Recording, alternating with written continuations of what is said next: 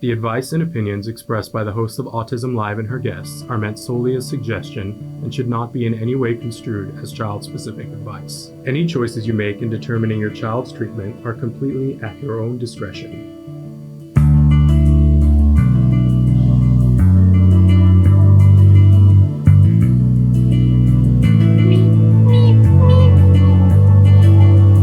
Good morning and welcome to Autism Live. I'm Shannon Penrod and thrilled to be here with you this morning. This week is very poignant for us because it's our last week in this studio, which has been our home for the last 3 years. And we're about to move practically around the corner, but still have to pick up everything and move it. So our studio is looking very different as it starts to things that are non-essential are being packed, and I'm feeling very emotional. Change is hard, right? Can we all admit that change is hard, but change is necessary and important to get to new things. And that's part of what we're going to be talking about today. So thrilled to be here with you this morning. I am Shannon Penrod. I identify as a proud pony. That is a parent of a neurodiverse individual. Those are the words that my son has given to me to use. You know, if you watch the show, that our entire mission is to provide information and inspiration to that larger autism community, which starts with individuals who identify with lots of different words as being neurodivergent, being on the spectrum, having autism, being autistic, so many different ways that individuals relate to the word autism. We welcome all of those different ways. We realize that it is personal, that it's about identity, and we try as much as we can to respect each individual's way that they like to identify. Hi, Rodney. So thrilled that you're here. Good morning. But I also want to say, not only do we cater to that beating heart of our community, those folks that identify as being on the spectrum or whatever words that they use, but we also include in that community everyone who loves those individuals. And that we feel that by embracing that whole community, that we can accomplish more. You know what I always say? We hold hands, si se puede, right? Okay. So thrilled to be here with you this morning. We got a great show.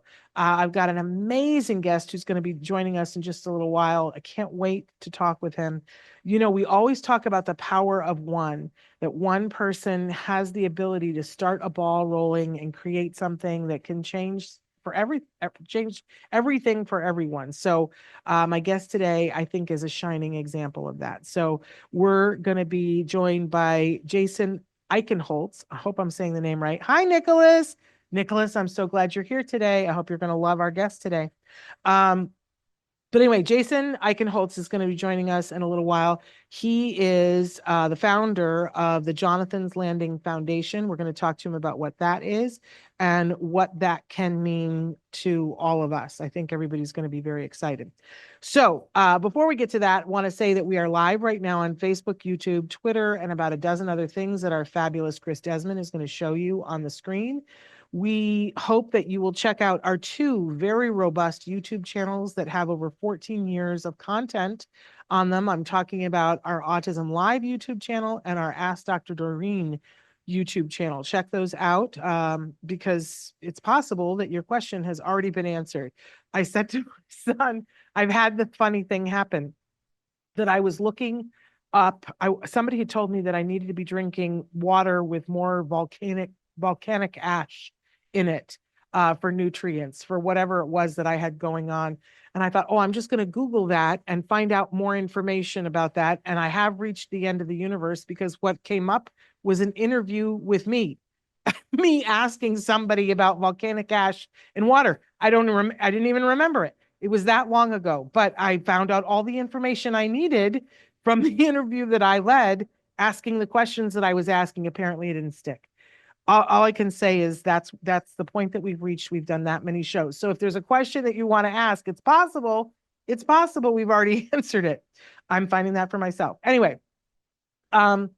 we hope that you'll like, share, subscribe, do all of those things. But I also want to say that we know that the lion's share of you, that most of our viewers, and that's actually wrong, most of our listeners are listening in podcast. And if that's you, thank you. We appreciate you downloading the free podcast wherever you get podcasts, listening to it. Please subscribe, like, share. We really appreciate it, especially this week, because as we go into April, I have finished the calendar. It's being looked at and proofread, but I have finished the calendar. We're ready to publish it as soon as we make sure that I've spelled everything correctly. And it's mammoth. It's absolutely mammoth. We have Monday through Friday new programming for the whole month. And most of it we've pre-taped and it's in the can and it's ready for you. We are still going to be doing Ask Dr. Doreen's live on Tuesdays. So you want to tune in for that. We're going to do it remote while we're setting up the new studio, but that's what we're doing. But my point is, it's so many shows. It's more shows than we do. A lot of shows. We do more shows than any other podcast, but it's even more shows than that. So if you don't want to miss anything, you can listen, you can see them as they premiere live. But if you don't want to miss anything, you should subscribe. And then it goes directly to your inbox. Now, if you're getting the free download, you are also going to get some advertisements in that free download. And I hope you appreciate that and love the sponsors. And every time they come on, say, woohoo, they're paying, so I don't have to. If it's annoying to you in any level, though, because you just really want to get on with the content, you do have a way of getting it ad-free. If you go to Glow, G-L-O, like glowworm, right? glow.fm/autism live. Then for $5 a month, you get everything that we do at the Autism Network. That means Autism Live. That means Ask Dr. Doreen and absolutely everything else. It will show up in your inbox. You listen to it at your leisure and it will have no ads. That's $5 a month if that's what you prefer. We just like giving you choices. That's all that's important to us. Not trying to make money off of you, but we are trying to keep the lights on. That's what we're constantly trying to do. In any case, we appreciate you liking and sharing and reviewing. That's if you want to give us something for April, review us on whatever platform you're watching. I can't even tell you how much that helps other people find the podcast. The algorithm, if you review it, it bumps us up and then more people are aware of what we do. And that helps us to get more information to more people around the world, which is a lovely, lovely thing. So if you have time, review us on whatever platform you're on. We really appreciate it. Okay.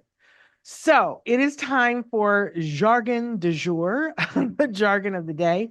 I really love this term because it's a term that I did not know. It really wasn't part of my lexicon before I had a child. And I was teaching junior high and high school. So you would think I talked around this topic all the time, but I wasn't calling it executive functioning. So let's talk about what it is and why it's so critical. And then we can talk about how this might be of interest to the guest that we're having on today. So let's take a look. We used to do the actual definition and then, we would make fun of it. But now the definitions have gotten better. Let's take a look at what Merriam-Webster says about executive functioning. It's the group of complex mental processes and processes and cognitive abilities such as working memory, impulse inhibition, and reasoning that control the skills such as organizing tasks, remembering details, managing time, and solving problems required for goal-directed behavior. Okay.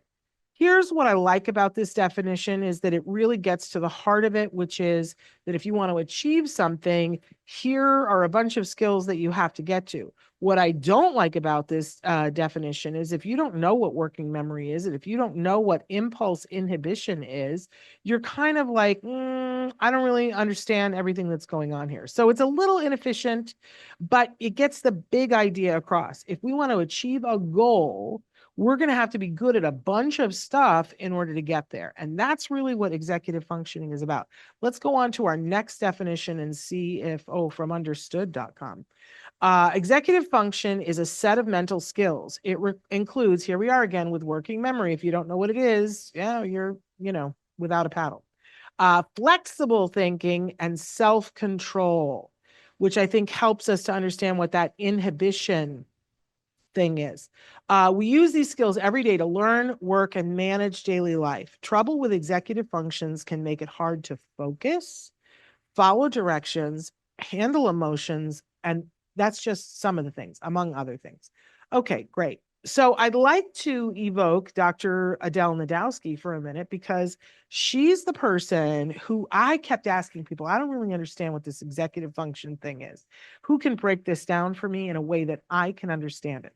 And Dr. Adele Nadowski sat me down one day and she said, okay, let's just imagine what is there on your list, something that you're really wanting to do. And then that day, in that week, I was wanting to go to an autism conference. And I had never been able to go away to an autism conference on this day. I've since done it many times. But at that time, I hadn't because, and I always used to say, who are these people that are going to these conferences? Because who's home with my son? Like, what is happening with my son's program while I am away going to this thing? Like, everything that we have set up, how does that work if I'm not there? So she said to me, okay, let's make a list of all the things let's picture you in the conference. You're there and you're successful, and all the things that need to be running are running while you're in the conference. What needs to get done? And we made a list of all the things, all the planning that needs to be done. And we kind of took it backwards. If I want to be in the seat in the conference on the 14th of April, what do I need to be doing on the 13th of April? Well, I got to make it to the plane. Right. And in order to make it to the plane, well, I have to make the reservation and I have to pack my suitcases and I have to, right. So we were working backwards because if the goal is for me to be there, what do we have to do? Okay, great. So there's planning. And then I'm going to have to remember to do certain things. And I thought, oh, well, this is making a great deal of sense working backwards. I've done this before. I've done this with students. If the paper is due on this day, what do you have to be doing the day before? What do you have to do the week before? What do you have to do the month before so that we arrive and the thing goes smoothly? But it's not the whole picture. And this is what Dr. Nadowski pointed out to me. She said, okay, but you have this goal, but what gets in the way? Life gets in the way. Let's say that you need to be in the car at 11:15 to get to the airport in time to go to the conference. But as you're taking the suitcase out the door, the phone rings. Now you have to make a decision. Do I go back and answer the phone, or do I say it's probably not an emergency? If it's an emergency, they'll call my cell phone and get in the car so that I'm not late. And she literally said, you have to inhibit the desire to go answer the phone. And I thought, oh, this is why I've been late to everything in my life, because I didn't have that skill. And you see that if you could have 185 skills, but if you're missing one in the moment, it can cause you to not get to the goal. And executive functions is being able to look at the whole thing and identify when something isn't working, and identify when you have to say to something, I'm not going to pay attention to that because I'm going to go and do this, and put all of those skills together.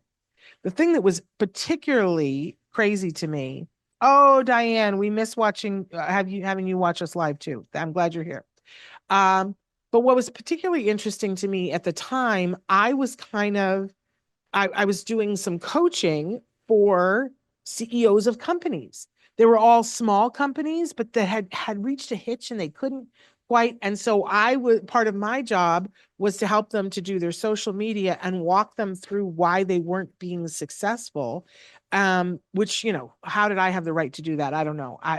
I was doing it. Somebody hired me to do it. I don't know that I was qualified to do it, but it was what I could do while my son was going through therapy from home. So I was doing it to the best of my ability, but I kept seeing that these CEOs had done a whole bunch of good stuff.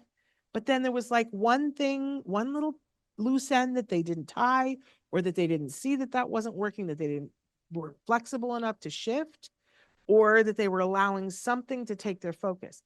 In order to be successful at goals, there's so many different things that you have to take into consideration, including that sometimes you can't see it yourself. Sometimes as an executive, you have to have another eye. You have to have assistants. You have to have a board. You have to have people who help you to see that we are not on track for the thing we said we wanted to do. Sometimes it's even just identifying what's the goal.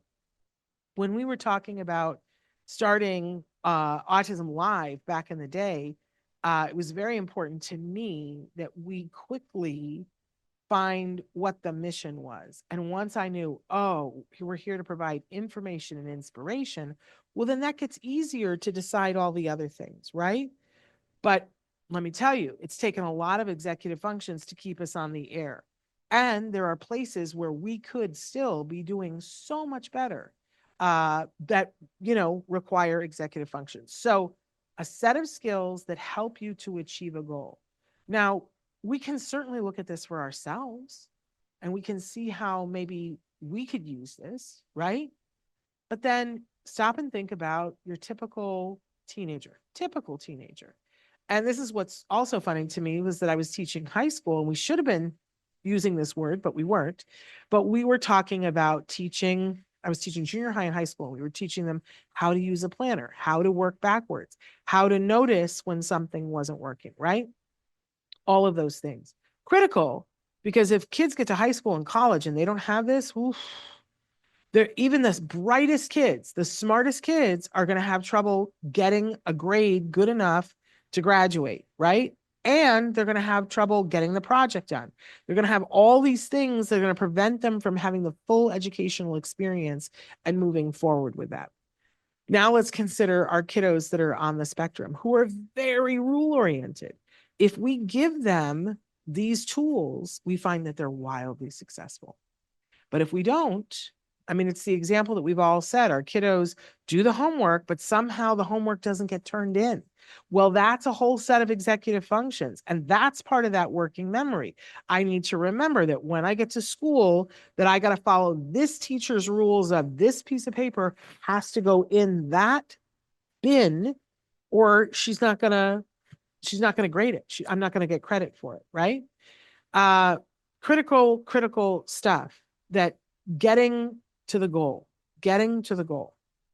and sometimes even understanding why that goal is important is part of it. So executive functions, it's a very good thing, and it's very good for all of us. Let's not leave our friends and our loved ones who are on the autism spectrum out of that good stuff. Everybody can use a tune-up for this. All right, which leads me to our guest and some of the things that we're going to be talking about today. So Jason Eichenholz is an amazing tech executive, a serial entrepreneur. I love that. A philanthropist and a pioneer in photonics-enabled product development. I have no idea what that means, but we're going to ask him. As a father of a son with autism, his next chapter is Jonathan's Landing Foundation, an initiative to transform awareness, housing, and employment opportunities for individuals with autism. Did I not say that you guys were going to love this topic today and this guest? Let us welcome for the first time ever on Autism Live, Jason Eichenholz. Did I get the name right? You got it perfect. Thank you so Oh, much, Shannon. so It's an glad. honor to be here. Love the Well, podcast. it's very exciting for us because I said at the start of the show, we like to talk about the power of one.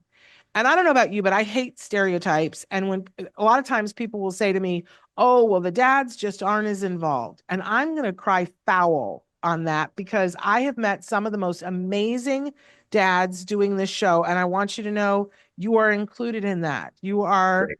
a dad getting it done, and it's absolutely amazing. So I don't know where to start, but I think we got to start with how you came to this community because you got conscripted. Correct. Let's talk a little bit about you and your son and how this came to be. So when Jonathan's my son, he's now 19, turning 20 in a few weeks. Jonathan was slow in development, so we did early steps, figured some things out, and then right around age 3, we got that diagnosis, and I guess we would call it became a pony. So what did that mean? We didn't know. What is autism? How does that affect us? But what the doctor said, and I'll never forget this, is he told me and his mom that Jonathan has his feet in two different worlds. He has this clearly, if you meet him, if you spend any time with Jonathan, it takes you 30 seconds or so to figure out he's on the spectrum. But you'll also see that he's incredibly social. And as as a child, he was always social, really interested in adults, but he can pretty much talk to anybody. And we call him the mayor when he goes places because he's super social. But he's got those feet in both worlds. And the doctor said it was our responsibility to do everything we could to pull him out of that world and into the world we're in. And that was really has been our mantra since we got that diagnosis.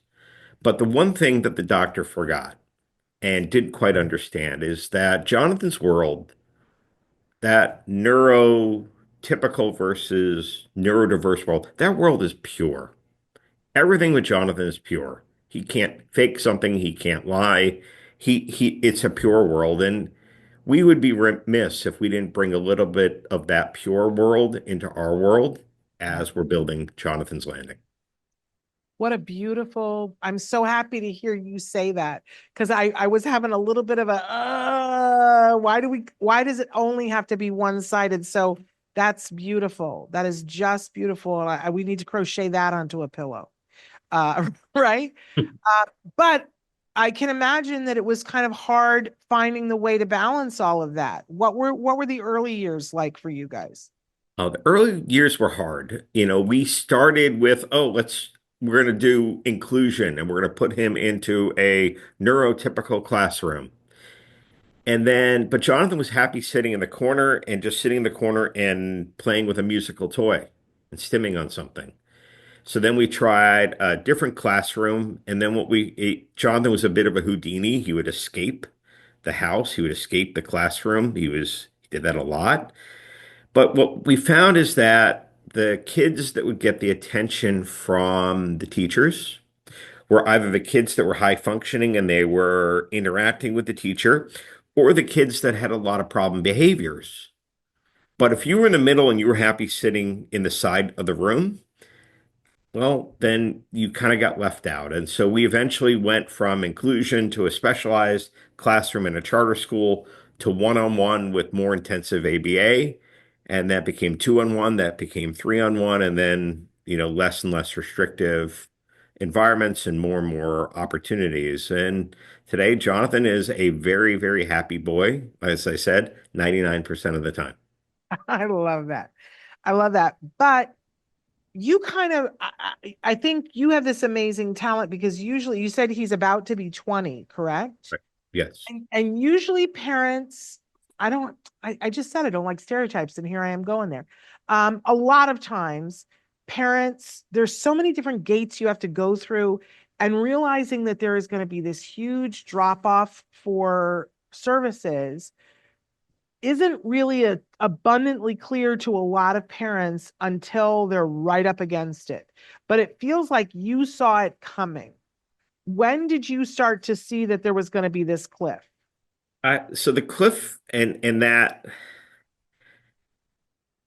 it's hard as a parent, right? I got to put my dad hat on, and you put that dad hat on, and you look at the behaviors, and you look at the challenges, and whether it's in the early days of how many protocols could he break to get, out of doing something to how do you get him potty trained, how you have, he would take off diapers in the middle of the night. We had to put his pajamas on backwards and duct tape them. I mean, the stuff we had to do to overcome his ability to problem solve.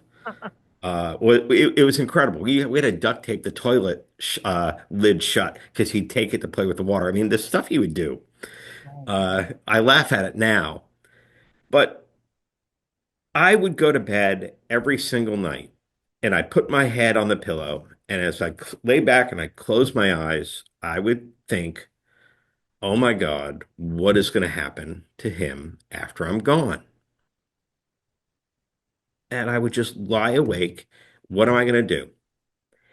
And this is stereotypical for me, although I've talked to a lot of parents about this. And when your kid is 4, 5, 6, and you're getting ABA and you're doing speech therapy, OT, PT, equine therapy, swim lessons, you name it, any therapy, your hope, your dream is you're going to find that one therapy. That's it.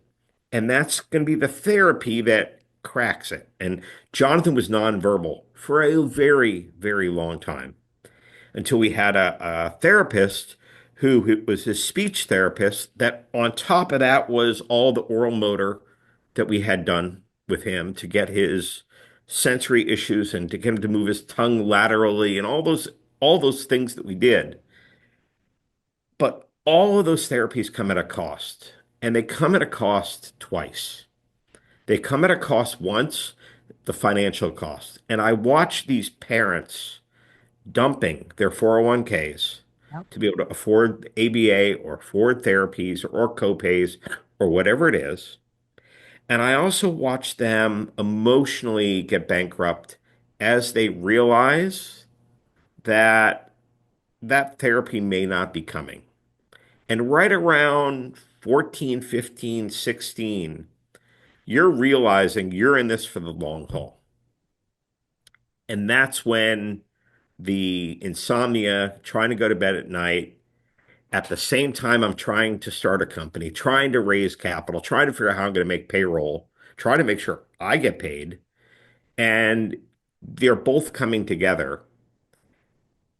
And then something magical happened, and I had great success in work. Call it divine intervention, call it manifesting, call it whatever it is. And it allowed me to take a step back and say, how can we change things? And that was the birth of Jonathan's Landing. Amazing. Absolutely amazing. So tell me, I had not heard of Jonathan's Landing before being introduced to you on, via email.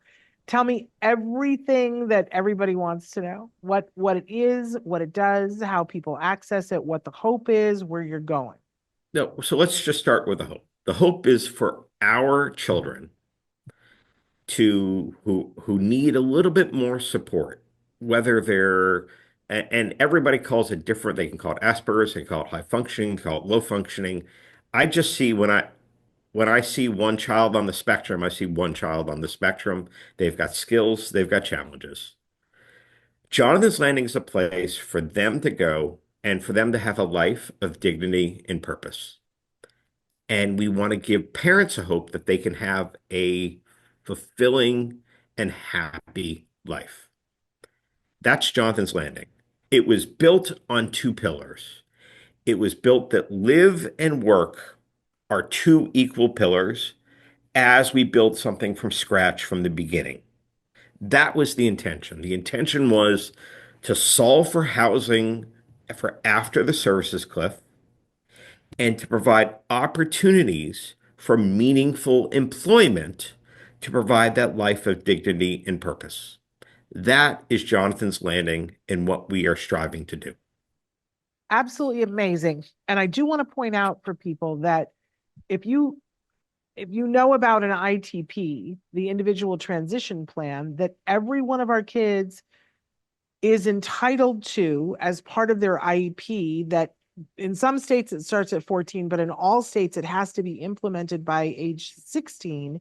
This is exactly what the ITP is supposed to do. It's supposed to plan for their life in three areas. Where do they live? Where do they work? And then the third thing, which I know is a part of Jonathan's Landing, is what's the support to make those two things possible, right? That's what an ITP is supposed to do. But most people, most schools don't know what to do for an ITP. There isn't enough infrastructure, for even the schools to be able to have an idea, as you discovered, where is that? So I love that you're putting those two things together, the working and the living.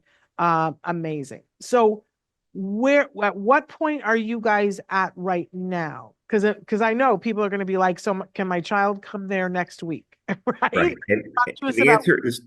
answer is not yet. And so it's a big project. No one has ever done live and work at this scale. So what's the scale? The scale is 500 residents in a living environment, creating a place for them to live, pocket neighborhoods where they get the level of support they need, and to create 5,000 jobs for individuals that need a little bit more support getting jobs and maintaining those jobs. So we started about 3 years ago. We started with the play, live, work, play. We started with something called Events with Jonathan, where we bring individuals with special needs, varying degree. It could be cerebral palsy, it could be people from Special Olympics or Best Buddies, veterans with PTSD. We bring them to Orlando Magic games or Solar Bear games or their Orlando City soccer games, and we create a sensory suite at the game and provide opportunities for us to share the joy of live events. So we started with that because that was very simple to do. There's a great picture of Jonathan and I at a Magic game. We call him the mayor of the Kia Center because he knows everybody, and we discovered the joy of going to these events with Jonathan. But what it allowed us to do is to start planting seeds and partnerships with all of the different individuals in the different organizations that were supporting people with special needs. So Wow. we've got the live and work. We're now actively working on the work part while we're trying to design, and this is a hard thing to do, design the live in such a way that we can provide the services that each individual needs at the same time, make it affordable for the families and for it to not feel like an institution.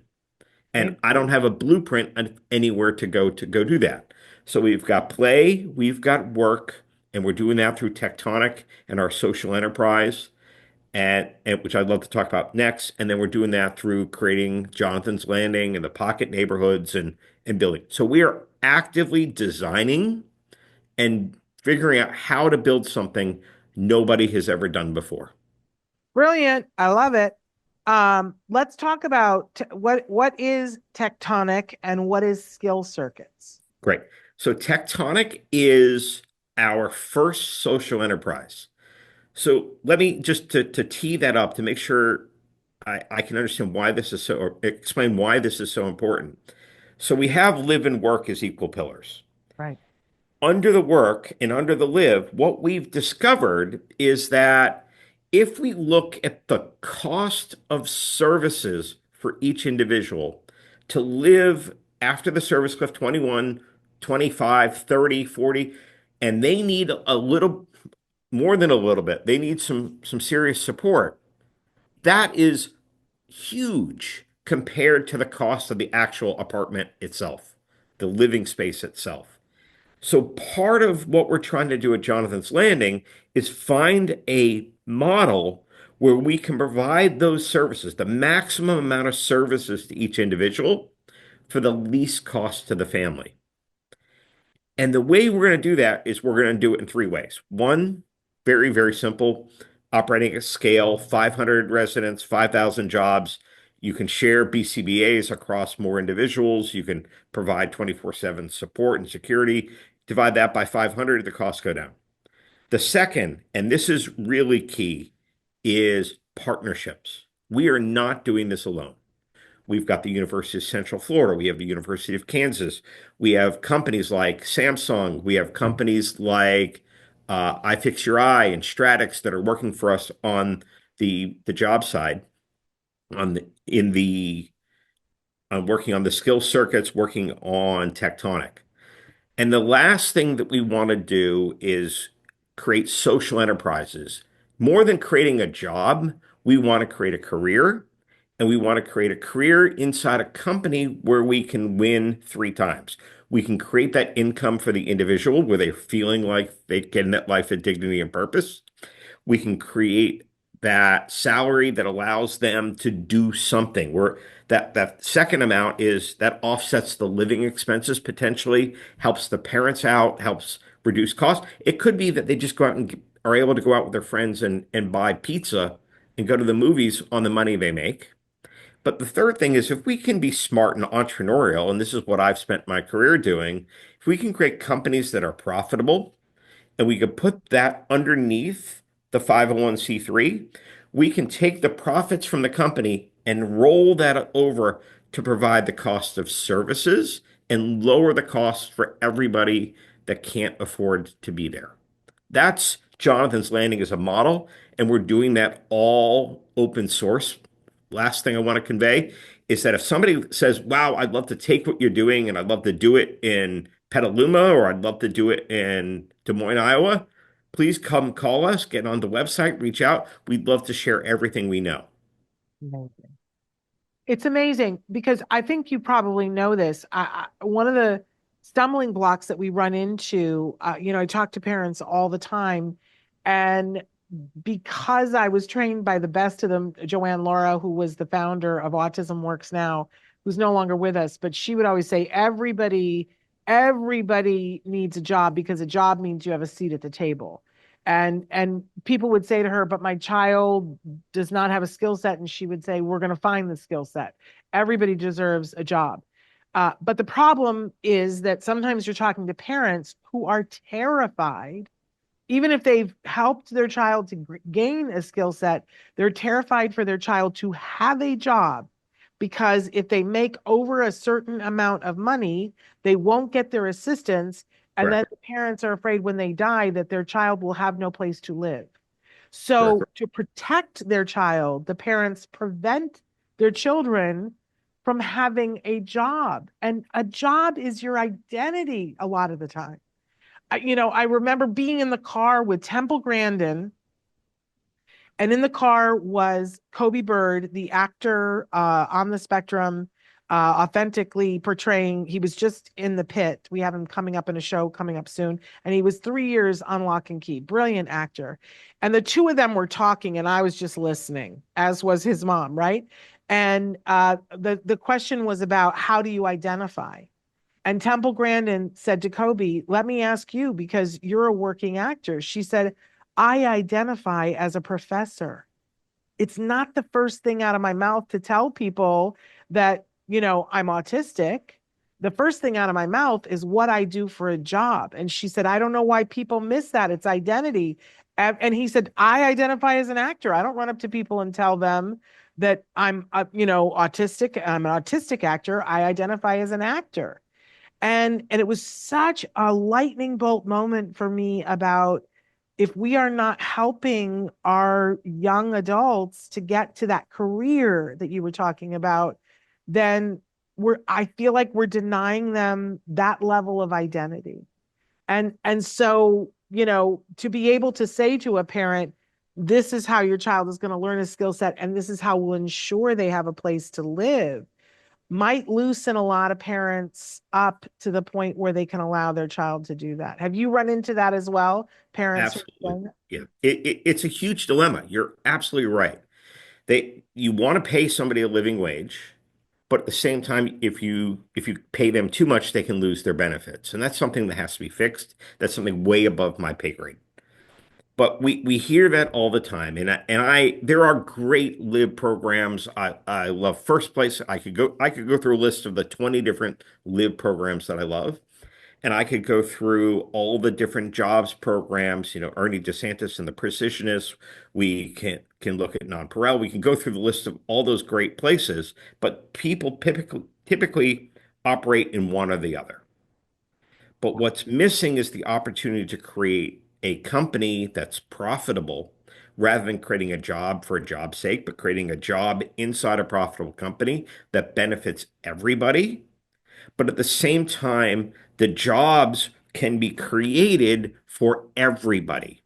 We can create jobs. We have at Tectonic. So Tectonic is our company, our first social enterprise, and it is cell phone, tablet, laptop, computer repair, refurbishment, and asset disposition. It is a whole vertically integrated company where we are going to teach individuals and neurodiverse individuals how to work on those and repair those devices. We're going to get them donated. We're going to buy them. We're going to resell them. We're going to refurbish them. We may wipe data off of them for customers inside a company. And that's Tectonic. Within Tectonic, we have 14 different jobs to be done. So maybe you can do two of the three tasks, but not all three. We can find a home for that individual to do those two things and do them exceptionally well, or even with superhuman capabilities. But if we expect them to do everything rather than what they're absolutely good at, it's not a fair comparison. I love that. So I know that you have a 1 million device drive. Correct. that part of the tectonics? That is part of Tectonic, and part of what we're doing is we have a million device drive. You can go to milliondevicedrive.com and go learn about it. What we want is everyone's tablets and Chromebooks and old laptops that are sitting in storage, you don't know what to do with. We want to have them come back, and we want to have individuals with special needs clean them, resell them, use them for training, or dispose of them properly. That is part of how we can turn a million devices into hopefully tens of millions of dollars to then go address this problem and readdress how you think about philanthropy. Amazing. So listen, I'm gonna be honest here for a moment and tell you that I have so many computers in my garage because we don't know what to do with them, right? I have one of the old Mac like things that's like this big that took I think it was a hard disk, might have been a floppy disk. And I don't want to get rid of it because I know that there's stuff on it. I've heard on NPR that there are museums looking for these computers because Correct. they have authors who donate and they need the machines on which to do them. If I wanted to get this to you, and I assume that you also are looking at outlets like that, museums who want the old Right. stuff. If I wanted to get stuff like that to you, how would I do it? So you can go to milliondevicedrive.com or the Jonathan's Landing, jonathans landing.org. You can go check out the website. You can look for the Million Device Drive, and there's a form you can fill out, and we'll reach out to you. We can arrange for shipping. We can make sure all those devices come in. The number one thing I ask, especially on the newer phones, like you get an iPhone 10 or something, for as an example, is just make sure you turn off Find Your iPhone and you wipe it, hopefully before you send it to us, so that we can actually resell those devices in other markets. If I'm somebody who doesn't know how to wipe it myself, do you have a service? For instance, like on the computers, I would love it. I would pay somebody to take files off and upgrade them into a file where I could look at them. Is that something you guys might be interested in doing? Not yet. We're still getting there. We're still working on the jobs program, and so. But this is one of the great things is this is a model that could go into multiple cities. You could start offering this and things as services. So maybe somebody in LA where you are says, "All right, we're going to go create a company that does this. Bring in your computer for, $89 an hour. We'll do this," or whatever that entrepreneurial idea is. We've Yeah. got people that are underemployed. We have a nation full of underemployed people.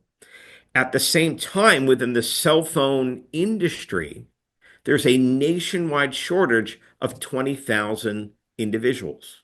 These are good paying jobs. You don't need a 4-year degree. It's a great job opportunity. And there's something called WISE certification from the CTIA, Wireless Industry Service Excellence. We can take individuals with special needs, neurodiversity, and we can get them trained and certified because we're partnering with CTIA. We're partnering to take this certification program and putting it into bite-sized chunks. We call them micro-credentials so that we can start getting individuals out into the workforce in a way that they can become meaningful contributors in society, get that life of dignity and purpose. That's something they identify as. And the barrier is quite low. Well, we all know we need these things because everybody has electronics that they need to get out of their house, and whether it's cell phones or old computers. And if we can do that in a way that helps our community, why wouldn't we? So Exactly. we want to go to Million Device Drive and find out information, Yep. how we can ship things to you. And you've said new, used, or damaged. Yep. Doesn't matter. So if Right. you, I would imagine, I mean, we know we have people that are watching that your kiddo takes the iPad, throws it, smashes it. Now insurance has to, get you a new one.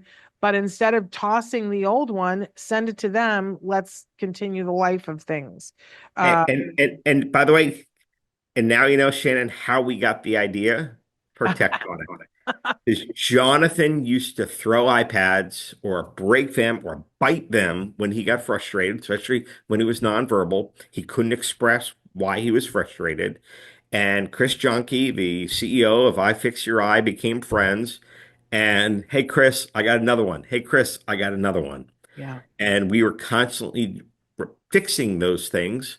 Now we're going to go into a world where Jonathan can fix them and repair them himself. Wow. Isn't that amazing? Absolutely amazing. I want to pause to say good morning to Autism Journey with Elijah and Helen. Helen, glad to have you here. So thrilled that you're here. Hope you guys are liking. If you have any questions for Jason, now is a good time to ask any questions. So at this point, do you have, you're in early days, Yes. um, but when do you anticipate having your first group of trainees? So we're doing the training right now as we speak. We're doing it locally here in Orlando, Florida, where we are. Last year, we got a state appropriation of $1 million, which we're grateful for, that helped create the curriculum. And that's what created Skill Circuit. And that's sort of the introduction. One of the biggest challenges I see in the workforce development space for individuals with special needs is, and this was appalling to me when I learned this, is that nobody asks an individual with special needs what they want to do. They're told what to do. They're given a job opportunity, but nobody ever asks them. The purpose of Skills Circuit is to see if there's an overlap between interest and capabilities in this space, and if we can ignite a spark in that individual to say, this is something I'd like to learn more about. And if so, to give them the formal training they need to get certified as a cell phone technician, to then get that industry standard wise certification at no cost to them, Yeah. and then to get them either a job out in the industry or a job with Tectonic. Amazing. Absolutely amazing. So if a parent is in the Orlando area and they want to get their child involved, how do they They reach? can go on our website, they can go on our Facebook page, they can fill out the form. And so we do two things. One, and this is really one of the great things I love about Jonathan's Landing, is the partnerships. So we work with local organizations in the Orlando area. We work with the University of Central Florida. We work with a couple of the different programs, their Center for Autism. We work with Non-Paral. We work with Raise. We work with you can go through a list of the organizations in town, and we've brought the training. For example, we brought it to OCA, which is a local support organization. We brought that to them. At the same time, we've had skill circuits for parents to be able to bring their kids, or for individuals to come on their own, to see if the skill circuit and that curriculum and that type of work is of interest to them. And because we've got these bite-sized micro credentials, what we're finding is one or two of those things often ignites a spark, and then they're interested in much more than just the two things that they thought they were interested in. Okay.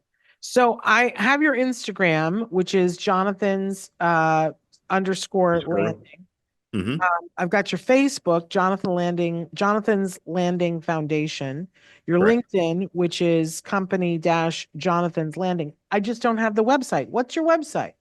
Jonathan'sLanding.org. jonathanslanding.org. So I want you guys to go there and get a little bit more information. Now, I can already feel the frustration that people are like, but it's in Orlando and I don't live in Florida. But you've already said that if somebody wants to know how you're doing this, you'll share. That is the dream. The dream is that somebody, another parent like me, I've been very, very blessed to be able to be the seed, the catalyst to go fund this and to get Jonathan's Landing to where it is. My personal mantra is right up here, right over here. Why not change the world? That's what I want to do. My hope is that there are people in other cities that say, I'd love to learn more about your model. I'd love to learn how we do this. How can I replicate this in another city? Because just in the Orlando area alone, the UCF Center for Autism services 20,000 individuals. 20,000. I asked Terry Daly, back when we were forming Jonathan's Landing, if we had 50-bed facility, we had 50 residents, we're a thriving community, how long would the wait list be? And she said, 5 years. Yeah. I then said, great, I'm an entrepreneur, I'm going to 10X it. We're going to create 500 beds. How long will the wait list be? And she said, 5 years. So we are not going to have the impact at Jonathan's Landing unless other people see the value of what we're doing and replicate and change the model, adjust the model, and they can have everything they want from us free. It's an open source model. Our only ask is that if you make things better, if you have learnings, you share that back for free with the entire community so that as a team, we all come together looking out after our kids. So Autism Journey with Elijah, I hope you just heard what he said, because her question was, would you consider expanding to the West Coast? Do you also offer online classes or courses? And if not, would you consider them as well? So some of that, I hope you got your answer for, Lori. And she's an amazing mover shaker mom. Boy, you want to partner with somebody, and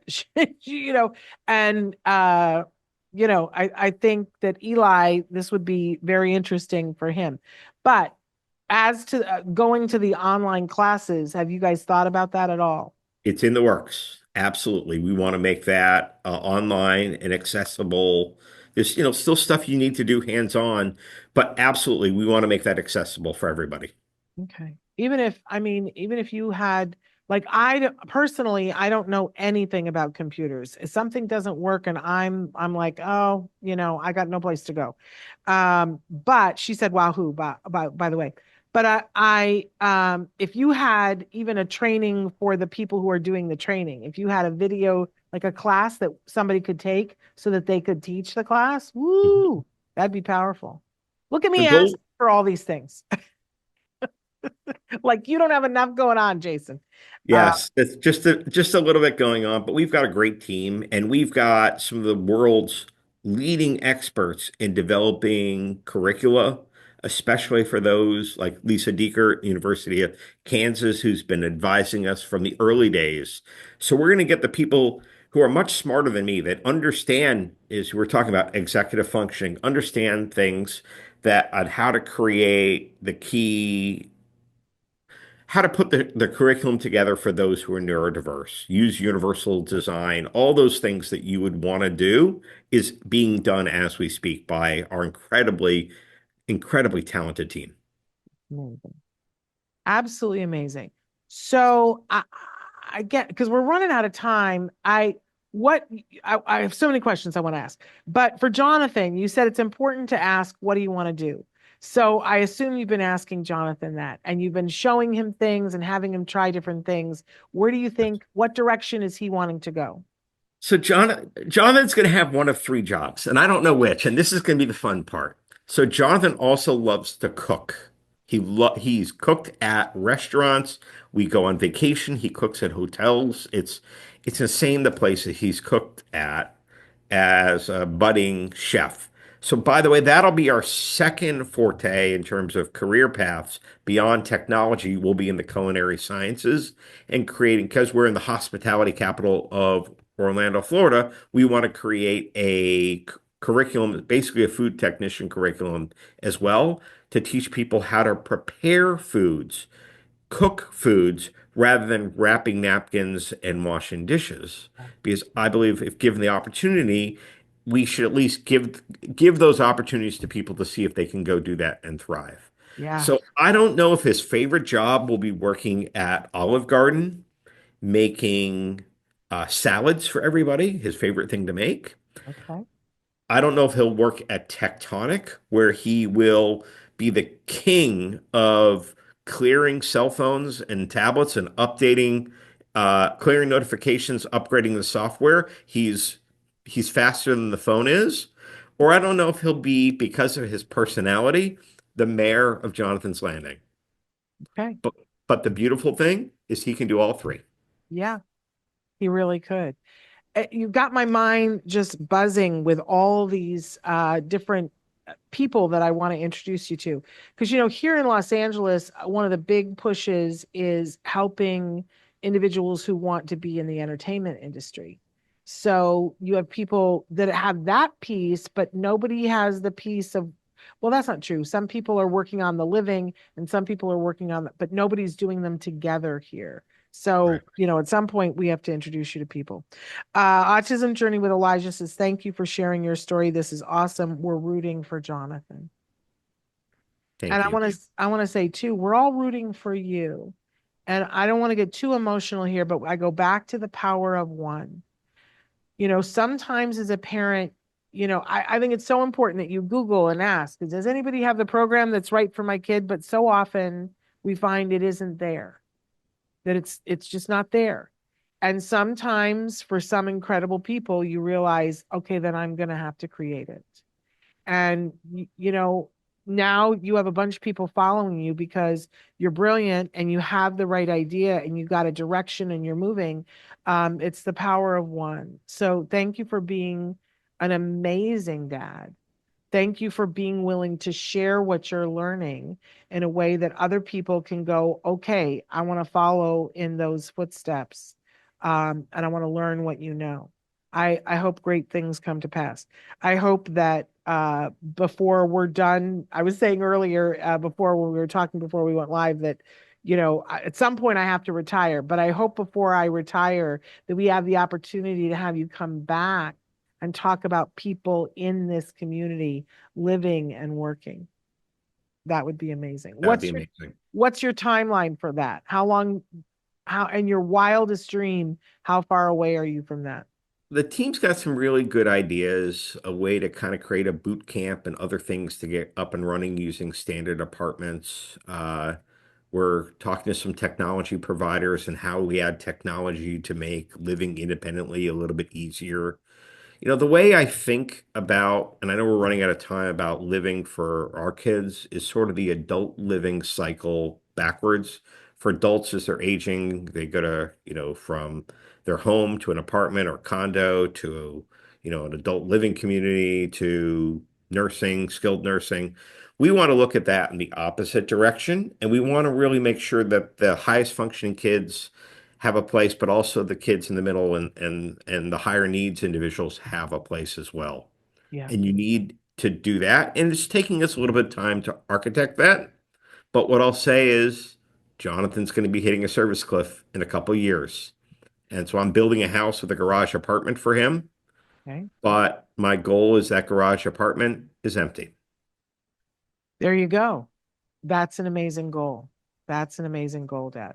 Well, I can tell you if I'm always happy to connect people. If there's ever somebody that you see that we've interviewed and you're like, that would be a great person in our arsenal, let me know, and because I can think of 20 people off the top of my head that you should be introduced to. And you may already know them, but if you don't, let me know and I'll be happy to introduce you. That'd be great. Jason, thank you so much for everything that you're doing and for being so inspirational for so many of us. We wish you nothing but the best. And we want to start sending you our devices. So again, people need to go to Million Device Drive. Just Google it and get your devices to them. That's step one. We can all take that action today. I have an iPad that we haven't been able to break into that somebody donated. It's yours.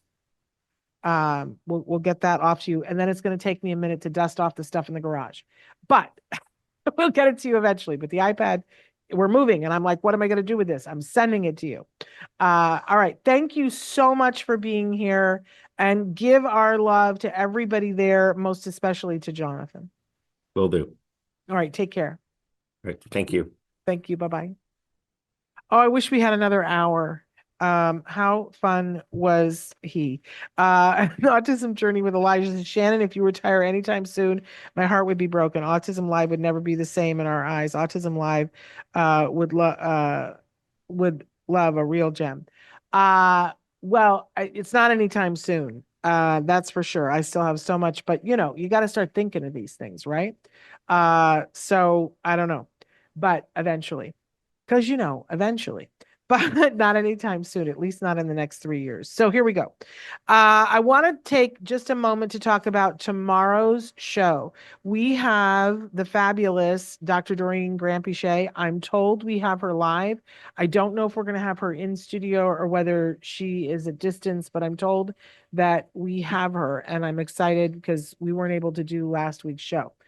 But part of the reason why we weren't able to do last week's show is because we were filming something that's just like a week and a half away, a big, huge special event on Autism Live, talking about the P2I project and talking about toxicity and the effects on toxicity. And we have a panel of experts that we were able to film with to talk about what toxicity does and how it shows up, and removing that toxicity, what they see in both women before conception, during conception, babies when they're little children, teens, and adults, specifically on the spectrum.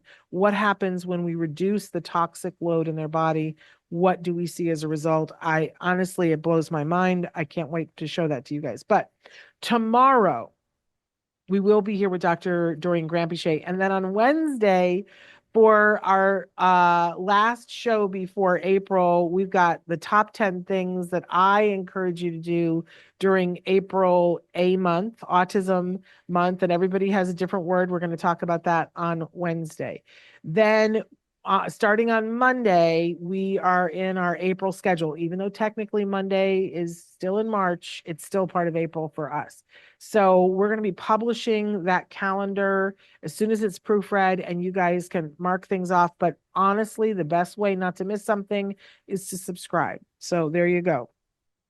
Autism Journey with Elijah says, I miss Dr. Doreen so much. My schedule is crazy lately. Please let her know we miss her. I will absolutely let her know that.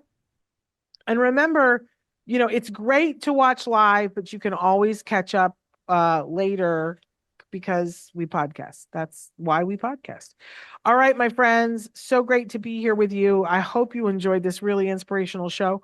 We'll be back tomorrow. Until then, give your kiddos a hug from me and one for you too. Bye-bye for now.